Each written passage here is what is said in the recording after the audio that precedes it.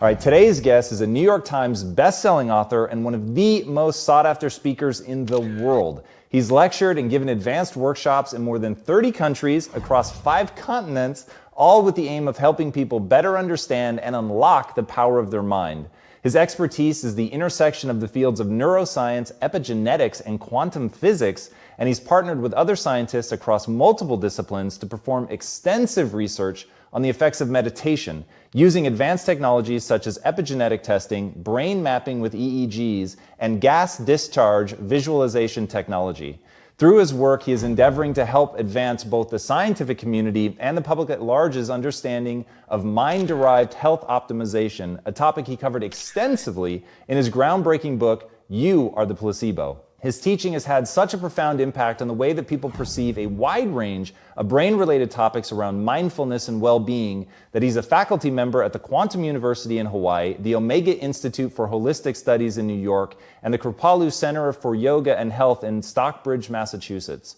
He's also an invited chair of the research committee at Life University in Atlanta, as well as a corporate consultant where he delivers his lectures and workshops for businesses.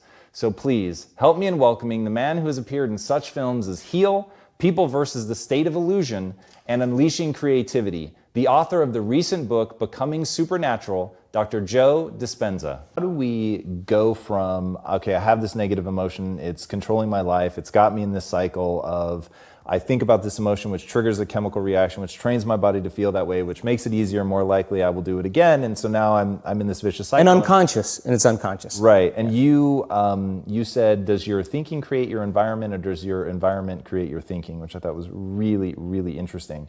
So how do we then go from that, like mechanistically, to begin this visualization process of something that's empowering? It's me in a different state. It's my future self. Is it meditation? Is it, what does that look like? If you're not being defined by a vision of the future, then you're left with the old memories of the past, and you will be predictable in your life. And if you wake up in the morning and you're not being defined by a vision of the future, as you see the same people and you go to the same places and you do the exact same thing at the exact same time, it's no longer that your personality is creating your personal reality. Now your personal reality is affecting or creating your personality.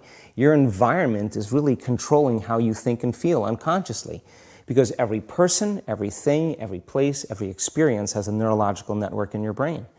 Every experience that you have with every person produces an emotion. So some people will use their boss to reaffirm their addiction to judgment. They'll use their enemy to reaffirm their addiction to hatred. They'll use their friends to reaffirm their addiction to suffering. So now they need the outer world to feel something. So to change then is to be greater than your environment, to be greater than the conditions in your world. And the environment is that seductive. So then why is meditation the tool? Well, let's sit down, let's close our eyes. Let's disconnect from your outer environment. So if you're seeing less things, there's less stimulation going to your brain. If you're playing soft music or you have earplugs in, less sensory information coming to your brain, so you're disconnecting from your environment. If you can sit your body down and tell it to stay like an animal, stay right here. I'm going to feed you when we're done. You can get up and check your emails, you can do all your texts, but right now, you're going to sit there and obey me. So then, when you do that properly, and you're not eating anything or smelling anything or tasting anything, you're not up experiencing and feeling anything, you would have to agree with me that you're being defined by a thought, right? So when the body wants to go back to its emotional past, and you become aware that your attention is on that emotion, and where you place your attention is where you place your energy, you're siphoning your energy out of the present moment into the past, and you become aware of that. And you settle your body back down in the present moment, because it's saying, well, it's 8 o'clock, you normally get upset because you're in traffic around this time, and here you are sitting, and we're used to feeling anger, and you're off schedule. Oh, it's 11 o'clock, and you usually check your emails and judge everybody. Well, the body's looking for that predictable chemical state. Every time you become aware that you're doing that, and your body is craving those emotions, and you settle it back down into the present moment, you're telling the body it's no longer the mind, that you're the mind, and now your will is getting greater than the program. And if you keep doing this over and over again, over and over again, over and over again, just like training a stallion, or a dog. It's just going to say, I'm going to sit. And the moment that happens, when the body's no longer the mind, when it finally surrenders, there's a liberation of energy. We go from particle to wave, from matter to energy, and we free ourselves from the chains of those emotions that keep us in the familiar past. And we've seen this thousands of times. In fact, we can actually predict it now on a brain scan. Yeah, I found that so interesting. Let's go a little bit harder on metacognition, the notion that you don't have to believe everything you think. I love the way that you talk about that. Yeah, we have a huge frontal lobe, and it's 40% of our entire brain. And most people, when they have a thought, they just think that that's the truth. And I think one of my greatest realizations in my own journey was just because you have a thought doesn't necessarily mean it's true. So if you think 60 to 70,000 thoughts in one day, and we do, and 90% of those thoughts are the same thoughts as the day before, and you believe that your thoughts have something to do with your destiny, your life's not going to change very much, because the same thought leads to the same choice leads to the same behavior creates the same experience, and the same experience produces the same emotion. And so then the act of becoming conscious of this process to begin to become more aware of how you think, how you act, and how you feel. It's called metacognition. And so then, why is that important? Because the more conscious you become of those unconscious states of mind and body, the less likely you're going to go unconscious during the day. And that thought is not going to slip by your awareness unchecked, because it means to know thyself. The word meditation means to become familiar with. So as you become familiar with the thoughts, the behaviors, and the emotions of the old self, you're retiring that old self. As you fire and wire new thoughts and condition the body into a new emotional state, if you do that enough times, it'll begin to become familiar to you. So it's so important, just like a garden. If you're planting a garden, you got to get rid of the weeds. You got to take the plants from the past year and you got to pull them out. The rocks that sift to the top that are like our emotional blocks, they have to be removed. The soil has to be tenderized and broken down. We have to make room to plant a new garden. So primarily, we learn the most about ourselves and others when we're uncomfortable. Because the moment you move into that uncomfortable state, normally a program jumps in. When that program jumps in, it's because the person doesn't want to be in the present moment and engage it consciously. So when you teach people how to do that with a meditative process, turns out that when they're in their life, they're less likely to emotionally react. They're less likely to be so rigid and believe the thoughts they were thinking. They're more aware of when they go unconscious back into a habit, and that is what starts the process of change. And so we have to unlearn before we relearn. We have to break the habit of the old self before we reinvent a new self. We have to prune synaptic connections and sprout new connections. We have to unfire and unwire and refire and rewire. We have to unmemorize emotions that are stored in the body, then recondition the body to a new mind and to a new emotion, like deprogram and reprogram. That's the act, and it's a two-step process.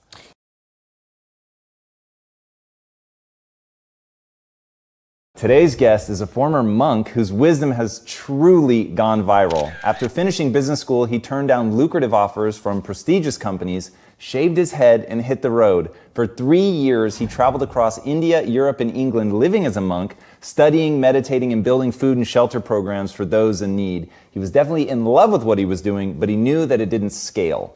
So, driven by a desire to share what he was learning with as many people as possible, he re-engaged with the world and dove headfirst into learning about the tools and techniques that might allow knowledge to spread as fast as entertainment. And to that end, he joined Accenture, helping them build their digital division while learning about the forces shaping the new digital landscape. He learned fast and quickly became their #1 social media influencer in a company of 400,000 people. Along the way, he also helped advise over 150 executives on their personal brands, allowing him a very broad base with which to test his theories. And leveraging what he learned, in 2016, he launched his own Facebook page, and it exploded. In less than 12 months, his inspiring, entertaining, and highly useful videos garnered over 1 billion views, and now he has north of 2.5 million followers globally. He makes content not only for his own pages, but for places like the Huffington Post and he has interviewed such luminaries as Tim Ferriss, Simon Sinek, Dr. Shefali, Deepak Chopra, and countless others. In the wake of his ridiculous level of success as both a content creator and digital strategist, he was named to Forbes 30 Under 30 list in 2017. The Asian Media Awards named his blog Best Blog in 2016, and he was added to National Geographic's Chasing Genius Council, for which he is now helping to source solutions to some of the world's greatest challenges. So please, help me in welcoming the urban monk himself, the man who is proving that you really can scale impact, Jay Shetty. What was the best part about being a monk? The best part about being a monk is that your morning routine and practices are so powerful that you can actually aspire for more incredible values in life. Because your mind is clear. Because your mind is clear. And you have that ability to have more clarity so you can seek that which is higher. So I'll give an example of what I mean. Define, Yeah. Is that what you're about to define? Yeah. What is higher? Yes, exactly. So for me, being able to overcome ego, being able to overcome envy, being able to overcome jealousy, being able to overcome the negative of competitive state. There's a positive competitive state and there's a negative competitive state. Today, when people are looking on Instagram or Facebook or YouTube, all you're looking at is, oh, she got that many likes, or he got that many likes, she got engaged, or he got married, or, oh my God, look at her body, or look at that. And it's like, that stuff's destroying us inside. Envy, jealousy, ego, greed. To be able to have enough clarity to purify yourself of those things is gonna alleviate the biggest anxieties and depressions of our time and mental health problems. And we know that. We know that because all the mental health research today suggests that things like isolation, overexposure, we now can have more pain consumption in one day because of what we're exposed to than the pain we would have had in a lifetime. That's huge. Like that's ridiculous to think that in one day, because of the media, news, and social media, we consume more negative than we did in a lifetime. For me, being able to have time, energy, and clarity to focus on self-purification, that is the best thing about being a monk. Because you have that time, reflection, and a process, and an environment that only allows you to become more purified of those things. So if I was the interviewer that I wanted to be, I would have asked you this question when we were on the topic, but I'm gonna go back just because it's important enough. You gave us the 3 ways that you can really construct your ideal life, but define an ideal life for me. So an ideal life for me is a life, and this applies to a company, an organization, an institution for me, is an ideal life is when we all have a head, a heart, and a hand, all 3 elements together, working in alignment. Without one or the other, we start to lose something. If you only have a head and a heart, you'll find that life is stable. And define each of those. Yeah, sure. So a head is the clarity of vision. What you want. What you want. Knowing what you want, the way you picture life, and being able to navigate and make the decisions to get there. That's a good head. A good heart is being able to understand what your intuition and heart wants, being able to connect and tap into that understanding deeper and beyond the vision you may have painted for yourself. So I often say to people that you'll get to where you want in life, just not in the way you imagined. And that's because the path that's paved up and down is far different to the path we pave. So you can have a great head and a great vision and a great mission and know where you want to go, but if your heart's not able to have that resilience and be able to adapt and have compassion and care and all of that, then you're not going to be able to make the toughest decisions without your heart. But to be able to realize that we need to care and be sustainable and long-lasting requires a heart. And a hand is that service, wanting to pass that on, that which you have, wanting to give it forward, pay it forward. The idea of serving with what you have. I often say to people, your passion is for you, your purpose is for others. Your passion makes you happy, but when you use your passion to make a difference in someone else's life, that's a service, that's a purpose, and that's the hand. So those are my 3 elements.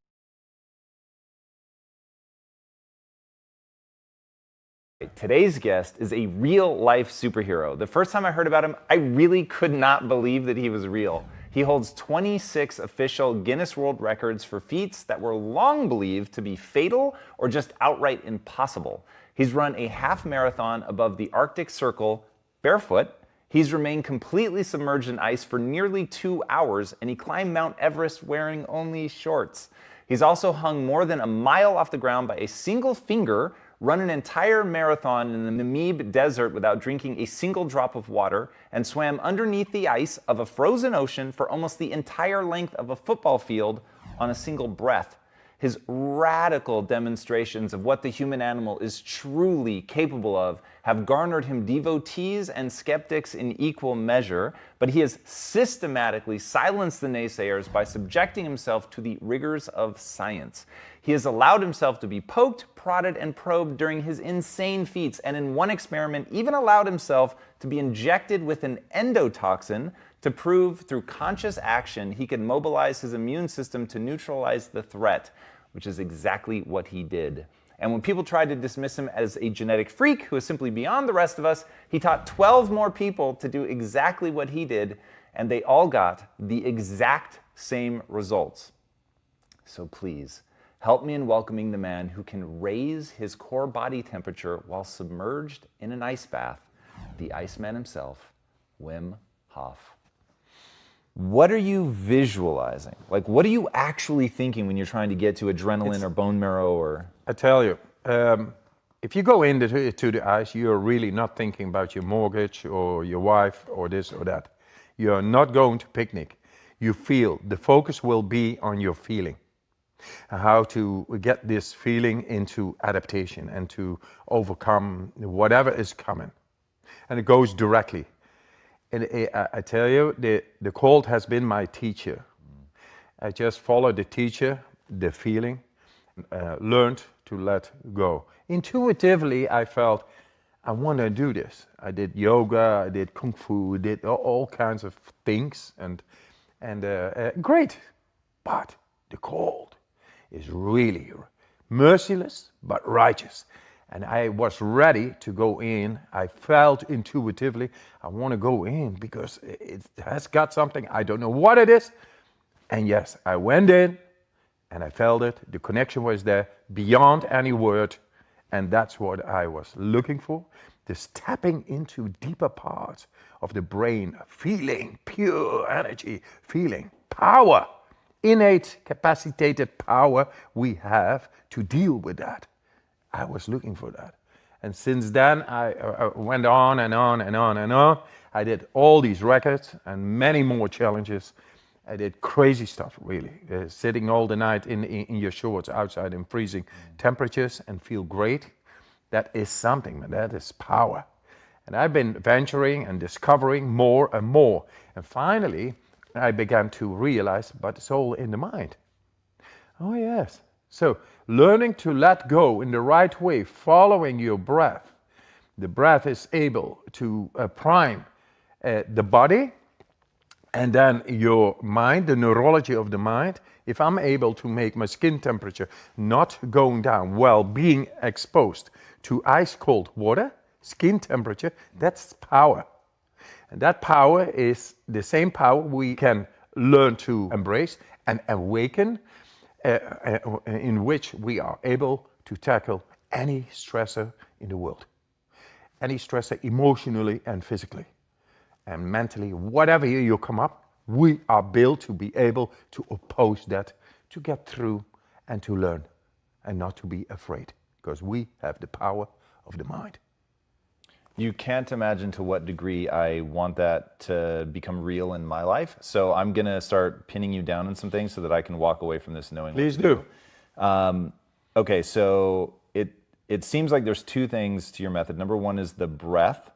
So what I want to know is when you're breathing in the way that you're breathing, which there's a lot of great video on there that we'll link to in the show notes. So when you're breathing like that, why do you think that allows you to begin to reconnect to something that everyone will call the autonomic system, meaning that you don't have conscious control over it? How does that link it?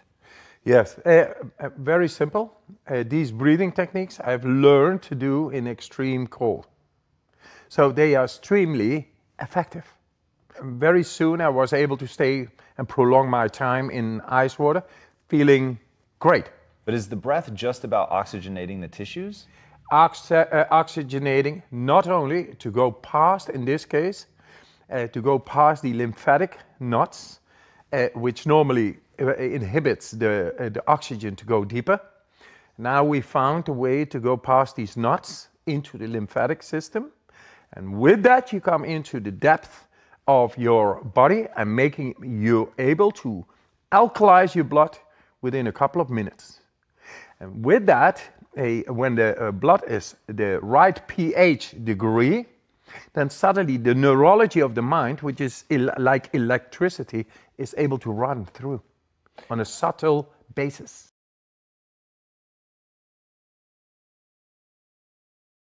Today's guest is a former all-conference, two-sport college athlete who has turned himself into one of the most sought-after performance coaches on the planet. He's worked with 11 #1 draft picks and helped roughly 700 world-class athletes prepare for the NFL draft. He's worked closely with some of the most prestigious NCAA football programs and coaches, including Nick Saban, one of the most heralded coaches college football has ever seen. Proving that his methods work in real life, he's been part of 8 national championship games and worked with top performers across virtually every major sport there is. He's helped train tennis players, golfers, Major League Baseball players, NBA players, UFC fighters, U.S. Special Forces personnel, and even some of the highest achieving CEOs in business today. Sports Illustrated named him the sports world's best brain trainer, and he co-starred with future Hall of Fame quarterback Russell Wilson on ESPN's QB to QB, as well as appearing in ESPN's hit show Draft Academy. He's been featured by countless major media outlets, including USA Today, NPR, Sports Illustrated, Fox Sports, and many others. So please, help me in welcoming the man the highest performing people and organizations around the globe bring in when they need that winning edge. The CEO of Limitless Minds and the author of It Takes What It Takes, Trevor Mawad. But the power of positive thinking never resonated with me. And when I was young and I was 18 years old and I dropped out of college and I was diagnosed with an initial diagnosis of cancer, and it turned out to be shingles and a number of other things, I did start to understand quickly that, well, I don't know if positive thinking works all the time and that the data is anecdotal. I do know that negative thinking does work, and it works negatively. And one of the things is I would start at Alabama and I would start with the Jacksonville Jaguars and I would start with the Miami Dolphins. I started to realize, and even looking back to a young age, that nobody wants to be told to be positive. That positive thinking is probably the #1 reason this industry has not grown in my 44 years of living. Positive thinking, in many cases, repulses people. You're telling me to be positive and I'm going through a divorce. You're telling me to be positive and I threw 3 interceptions. You're telling me to be positive and I got to deal with this president. You're telling me to be positive and I got this current situation. You're telling me to be positive and I got this health situation. So then what's the alternative? Well, the alternative has always been negative. So when we would get to the University of Alabama, you have this finite window of time. How long could you influence? Everything comes down to influence. Would you agree? Yeah. Whether it's your family, your kids, whatever the circumstance or the situations. So the NCAA gives you 22 hours to influence your players over a week. And so when you look at the human performance, you look at nutrition, you look at strength and conditioning, you look at fatigue science, you look at all these different things. Coach Saban believed that there had to be some emphasis on psychological education. And so how are we going to do that, and how is it going to be efficient? Well, most people think of sports psychology as treating somebody who has a problem. Nick Saban didn't look at it that way. He looked at, how do we make our best players better? How do we take great players and make them greater? And then how do we have an educational platform for all 120 players? And a college football team is a business. It's 120 employees, and you lose 35% of those employees every year. And it's an EBITDA-driven business where when you succeed, you get more sponsorship. And as you get more sponsorship, you make more money. And as you make more money, the school makes more money and everybody benefits. And it all happens from winning. But if your best players leave every year in that 35% and they take their great behaviors and their great habits and their great mindset with them, then you're in trouble. So you have to develop programmatics. You have to develop a system. I mean, you look at Quest and what you guys did, that ultimately when you were going to sell it or you're going to evolve, that there had to be, if we're going to create the ultimate metabolic type of food, or we're going to limit, like, the recipe has to be the same, so you're not the only one that can cook it.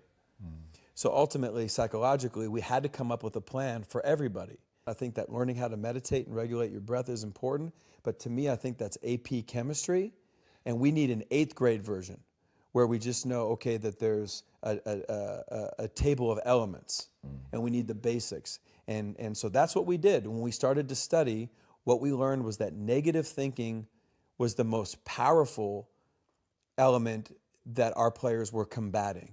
That negative thinking was weaponizing them against them. So how's negativity carried? Well, is it your internal thoughts?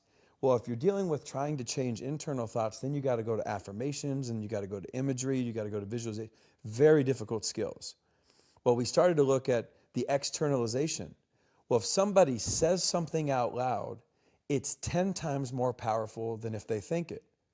And then as we started to study the data, particularly data that was just reinforced by Christine Porath from Georgetown and Harvard, that negativity is a multiple of 4 to 7 times more powerful than positivity.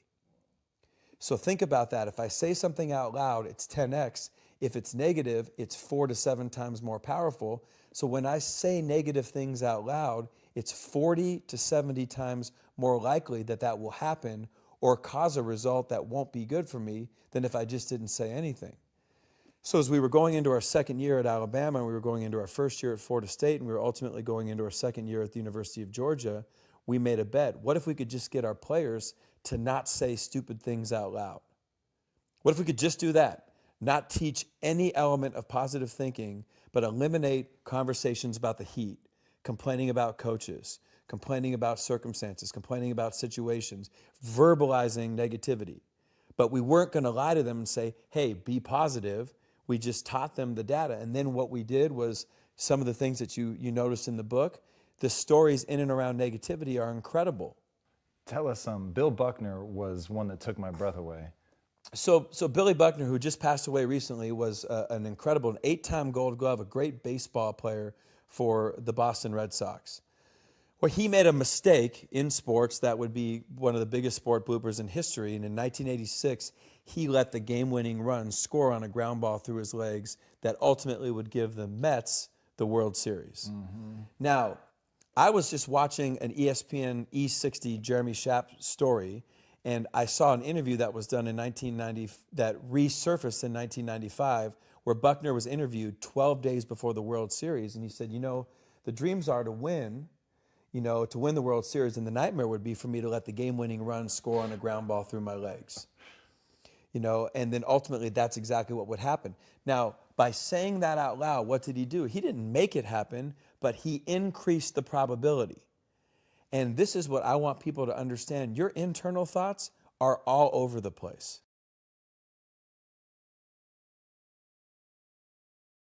Today's guest is an entrepreneur and media superstar who managed to turn a career as a professional skateboarder into a multi-million-dollar empire that spans real estate, shoes, food, alcohol, entertainment, and several other verticals. Not bad for a kid who dropped out of high school at the age of 16, moved west for the promise of $1,000 a month, and spent most nights drinking and smoking weed until at 24, his sponsors thanked him for his service and told him that they believed that the best years of his life were behind him. Instead of that shutting him down, however, this wake-up call lit a fire under his ass, and he promised before his contract expired he'd be an entirely different person. And despite people's doubts, he put his head down and got to work, swearing that he'd never get complacent again. And over the next 2 years, he completely transformed himself, mind and body, and the resulting career is the kind of thing that people make movies about. He's designed his own shoe dozens of times over, launched the world's first true professional skateboarding league, and a first-of-its-kind skateboarding channel. He's made toys that were sold in Walmart, helped build multiple luxury brands, created a production company that's made hit shows for MTV, Nickelodeon, and CMT.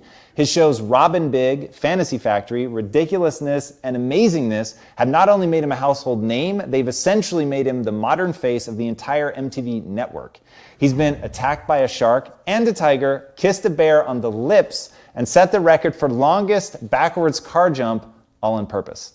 He's also set 21 separate Guinness Book of World Records for skateboarding and actually flipped a car as a part of a Super Bowl commercial without the aid of CGI. His diverse and staggering success is hard to comprehend, but it's all the result of intention and discipline. So please, help me in welcoming the founder and CEO of the full-service venture studio, Deerdeck Machine, Rob Deerdeck. And what is your belief about belief? Is it important? Is it a starting point? It is the only thing that matters. It is literally the only thing that matters. Because your experience, how you build something, what you learn, whatever it is, anything that you achieve, it is literally only based off of how much you believe it's going to happen. Goals and all this stuff, all it is breaking it down into micro actions for you to understand it and believe it, right? And I think, you know, there's two levels of it, right? It's why I love, from a business side, having tactical revenue models that show you step by step, we can grow this many units by this many months and this many doors over this much time. That's unbelievable to execute. That's why goal setting in a specific way means so much, right?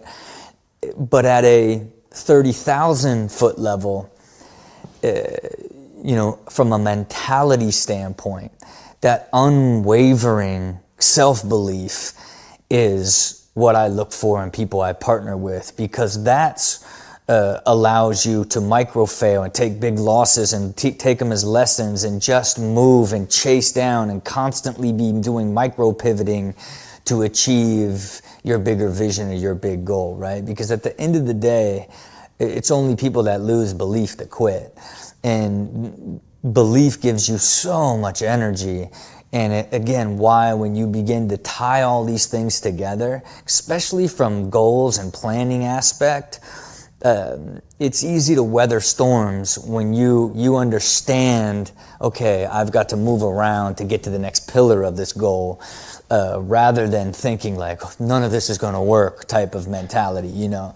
But it is the hardest thing to teach, right? I think it only comes with, I had so much success so early on, and all of my big risks that when they didn't work out, other big risks worked out behind it. There was this layering behind it that created such a deep self-belief that you have incredible patience, right? You have a deep understanding of who you are personally and what your bigger goal is and what you're setting out to achieve that you may not be able to articulate or make others fully understand, right? And I think it is what I seek the most in everybody that I do business with, right? That at least one person whose mind and eyes and soul is behind this idea that has that deep, unwavering belief, because that's what it takes to truly find success, you know. I love that. You call them do or diers. Yeah. So other than belief, what is a do or dier? I tried to identify it of sort of the core values of individuals that are like me, right? And one, it starts with being passionately compelled, right? Where your fire comes from the desire that you have to realize the passion. You're more compelled to execute it. You're not proving someone wrong or looking for some sort of material aspect of it. It's really more who you are as an individual. I think you have to know what you're great at and know what you're not great at in order to assess and put the right people to help you achieve anything that you want to achieve on any level, right? So honestly, in the sense that you're being realistic about, I suck at this, right, but also I'm really good at this. Right. It's okay to be very self-aware at how good you are at something, but it's as long as, you know, the great super driven people tend to believe they can be great. They would be great at everything if they just spent the time learning it or knowing it, right? And I think it's the self-awareness idea of like, you know what you're really great at, and you have the ability to find people like you in identifying to fill the gaps that you don't have. You know, How do people get self-aware like that though? I think it's a certain type of person that can even get there, right? Like if you're not someone that's trying to evolve and grow and have sort of that idea of wanting to progress and become a better version of yourself and beginning to like self-analyze in a positive way, I don't know if you can. I think if you're profoundly grounded, you just, you don't like float away with the highs and you don't get broken by the lows, you know, and I think you understand that it's all part of the process, and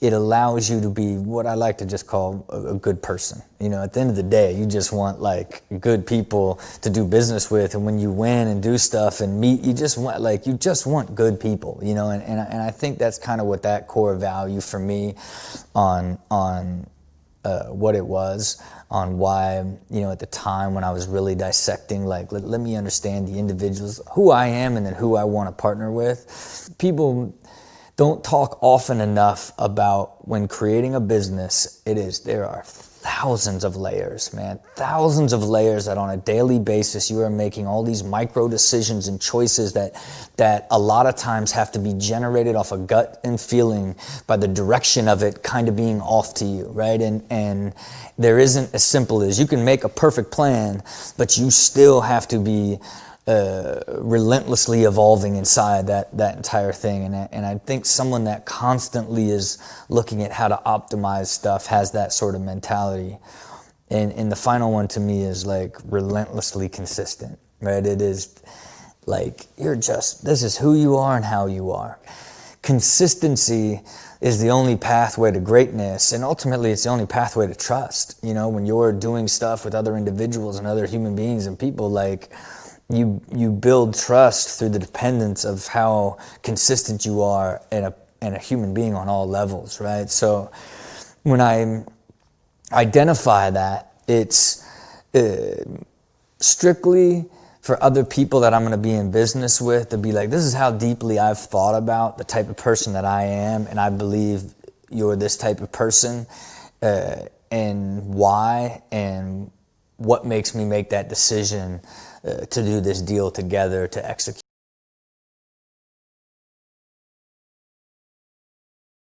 Today's guest is a mystic and New York Times best-selling author who has built one of the largest nonprofit organizations in the world. Named one of the 50 most influential people in all of India, not bad considering the country has 1.3 billion people. He has been invited to speak at some of the most prestigious international conferences on the planet, including the World Peace Summit, the United Nations, and the World Economic Forum. His mission is to raise every human being to the peak of their potential, and to that aim, he established the Isha Foundation, which, with headquarters in both India and the US, has implemented several large-scale human service projects designed to uplift rural areas, help with education reform and environmental stewardship, as well as holistic and healthy living. He's also written several profoundly transformational books, including Inner Engineering, A Yogi's Guide to Joy, and Adi Yogi, The Source of Yoga. So please, help me in welcoming the contemporary spiritual leader with millions of global followers, the man who has cracked irreverent jokes everywhere from MIT to Google on things both mystical and highly practical, the uncompromising Sadhguru. Any accidental moment creates anxiety. So this is why consciousness means this, that you have taken charge of the instruments of life, which on most fundamental level is our physiological and psychological space. You've taken charge of this. Now your health, your happiness, your joy, your ecstasy, your misery, everything is in your hands. You exercise them as you want. Yeah. Going back to what you said about focus, in your book you talk about something I thought was so interesting, to set the faucet to a certain drip rate and do nothing but focus on the dripping of the faucet for like 7 minutes or something. The idea is to pay attention to something which has no relevance to you. See, people have divided the universe. This is important, this is not important. This person is important for me, this person is not important for me. This is important for me, that's not important for me. You divided the universe. You will never know anything this way. Indiscriminate focus, indiscriminate attention. I'm not attending to you because you are somebody with a cobra in your heart, all right? It doesn't matter who I speak to, who I am with, I'm the same way. indiscriminate. Only when your attention and involvement is indiscriminate does the universe open up to you. You have discriminated, naturally you closed. You know, people come to me and say, Sadhguru, I want to walk the spiritual path. I say, okay, be here for 3 days, let's see what we can do. So, no Sadhguru, day after tomorrow, my uncle's daughter's birthday, I have to go. Oh, you want to get enlightened? And day after tomorrow, uncle's daughter's birthday also. All right, we got 1.5 days. You do one thing, you do this, this and this. I say, Sadhguru, but I don't like this. All right, I'll give them a small piece of paper and say, okay, write down things that you like, we'll do that. You won't believe it, in this entire universe, most people like only 3 or 4 things. Wow. When you're so constipated in your head that you like only 3 or 4 people or 3 or 4 things in your life, how do you want to open up to the existence? Because life is happening because of its openness.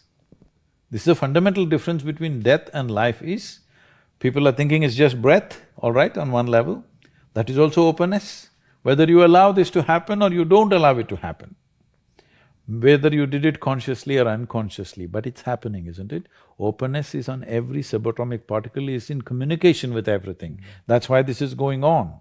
Breath is happening, so much is happening in connection with everything. It is only in openness you're alive.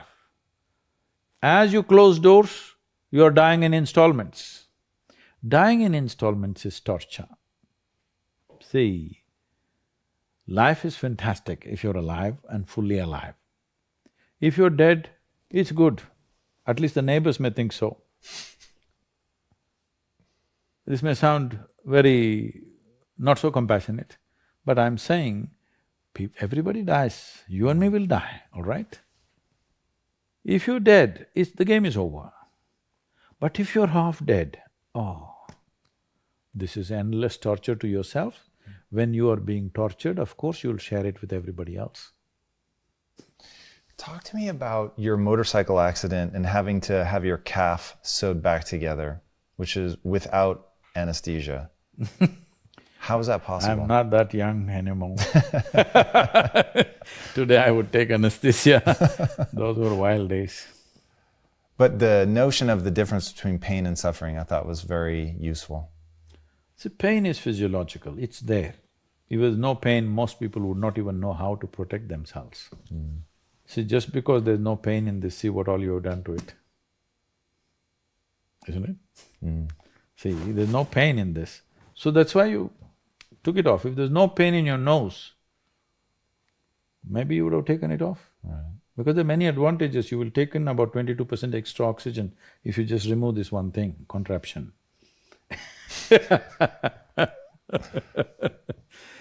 Wherever there is no pain, people are messing with it like crazy, isn't it? They call this hairstyle, they call it so many things. Yeah.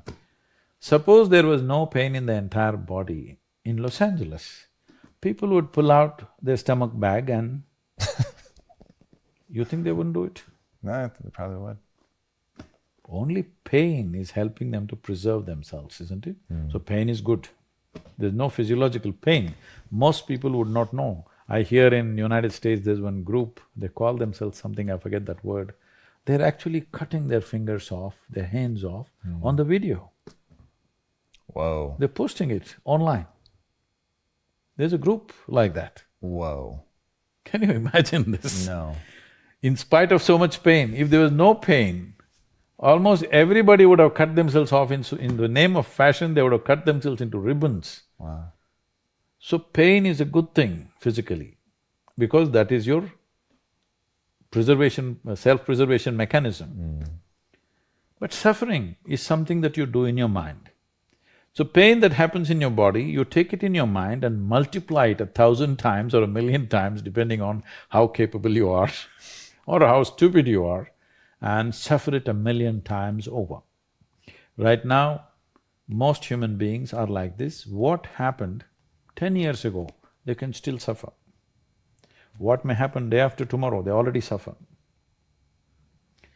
They are not suffering life, they think they're suffering life. They're not suffering life, they are suffering the two most fantastic faculties that human beings alone have, a vivid sense of memory and a fantastic sense of imagination.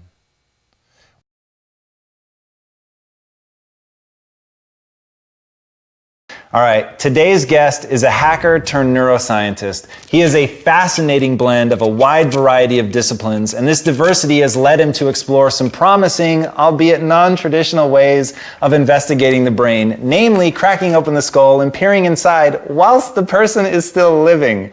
What he's found is so interesting it makes my eyes bleed, and has made him a much sought-after speaker and leading thinker who is influencing academia and business in equal measure. His education is a wondrous grab bag of joy and includes a PhD in neuroscience from Caltech and both an MA in philosophy and a BSc in physics from Tel Aviv University. He's a visiting faculty member at MIT's Media Lab, and his work has been published in such prestigious scholarly journals as Nature, the highest ranking journal in the world, as well as widely distributed publications such as Scientific American Mind, Wired, and New Scientist. He was named one of the 40 leading professors under 40, and his groundbreaking work has brought him acclaim and attention from all over the globe, including Hollywood, where he's been tapped as a consultant and contributor on such hit shows as Mr. Robot, my favorite, Limitless, Bull, Falling Water, and Ancient Aliens. He's also the Alfred P. Sloan Professor at the American Film Institute, where he teaches a screenwriting course on science and film. He holds multiple patents and is a multi-time national storytelling champion whose talks have garnered him millions of views. Please help me in welcoming the Professor of Neuroscience and Business at the Kellogg School of Management and the Neuroscience Program at Northwestern University, the neurosurgeon who has actually walked into a bank and robbed it, Dr. Moran Cerf. I'm really fascinated by free will, certainly, and I'm assuming that you followed Sam Harris in terms of his talk about free will and all the stuff that he's done on that. What is it that draws you to free will? Why are you interested? So I think that in a way there's an application to free will, right? We live life thinking we make decisions all the time and are responsible for our decisions and also kind of determined and defined by those. So if I ask you what do you want to have for lunch and I offer you 5 different things and you make a choice, then your choice is somehow your identity. This is like what you care about. And if I told you right now that I could predict what you're going to choose an hour before you made the choice, a day, 20 years before, it kind of takes away some of our identity in a way, but also kind of gives us meaning because it says, okay, there's actually a narrative that we carry with us throughout life. And now the choice has become really something that defines who we are, not just the moment of, but as a person in the world. So I always cared about like free will, understanding it, predicting it, and also using it to change things. So if you think that, okay, all my choices are kind of determined, do I have any meaning to my life? The answer is they're not determined. We do have control over them, and that's what makes us kind of human.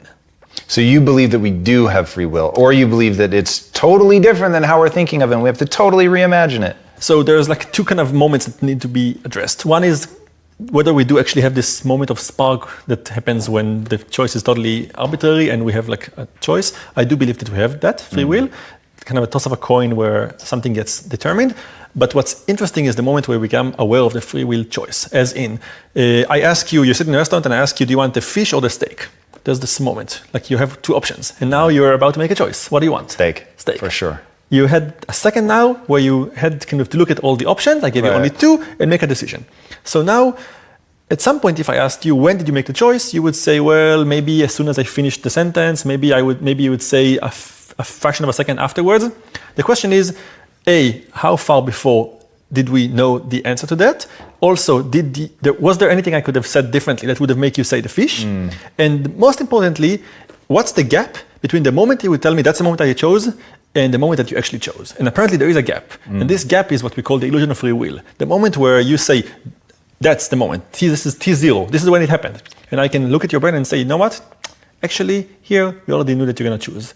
Or even if you want to take it one step further, we can actually stimulate your brain and make you choose this thing. And I will tell you and say, who made the choice? And you say, I definitely make the choice myself. This was my decision. And I say, well, you know what? Here's me zapping your brain before making you say fish. Here's me zapping your brain. What do you zap it with? Transcranial magnetic stimulation? Yes. So this is not me, but there are people who now do this. So what would you do? Can you really do the steak fish one? There's the only demo of that I saw was one person basically having a little box and they have buttons and have to choose whether you want to press the left or the right button. And people sit there and they press left, right, right, left, left, left for like 10 minutes. And then someone asks them, was it your choice which button to press at any point? And say, of course. And then you zoom out and you see a person sitting with a TMS, like this machine that looks at the brain, and basically playing like a puppeteer. Left, right, right, left. Get the fuck out of here. That's real? That's real, and what's interesting isn't that you can do that. This is not surprising. We know that we can actually zap your brain and make you move your head. What's surprising is that you would tell me it was my choice. Like you would believe that it was your decision. You wouldn't question the fact that what you did was your decision.